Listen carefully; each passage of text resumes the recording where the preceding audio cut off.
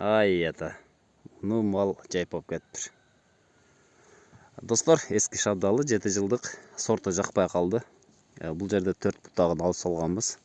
1 бұтағы қалған бұл жерде. Натыйжасында берден жазында өсіп шыққаннан кейін бұл жерге екеуін улағанбыз. Біреу бұл жерге уланған, мұны мал жайпап кетті. Бұл жағында құда қаласа тереу бүчірі. Шаққа ұру өргесін деп күч бұл жерден кербовка қылып жарым-жартылай арылап қойғанбыз.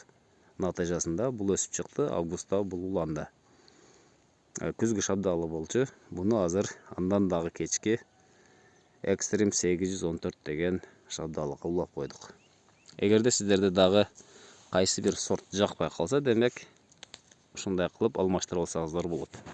Егер чүй дегенделе бардығын кесіп салсаңыздар, кейбіреуі құрғап қалышы мүмкін. Жел болса,